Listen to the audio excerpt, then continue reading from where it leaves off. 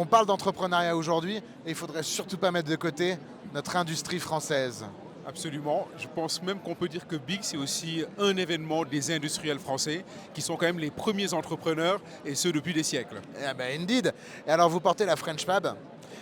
Et Je, je la pilote avec d'autres. avec d'autres, évidemment. Vous êtes toujours très collectif chez BPI France, ça Absolument. c'est sûr, à Paris et en région.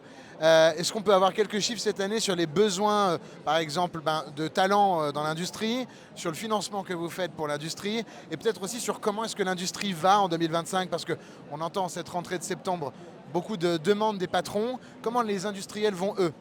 Les industriels, on vient de le vivre il y a une heure, sont dans un état d'esprit de résilience. Ce qu'on s'est dit tout à l'heure, c'est que la résilience créait la nécessité du collectif. Et donc ce collectif, on a essayé de le traduire, en réunissant toutes les fédérations qui accompagnent les industriels, mais aussi les industriels dans tous les territoires. Et on a créé cet appel tout à l'heure à 14 h ici à Big, donc pour se renforcer ensemble et repartir sur les routes.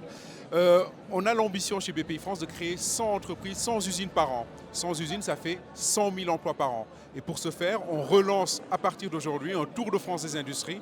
Et donc nous allons aller avec des jeunes dans les usines, on va faire 13 étapes.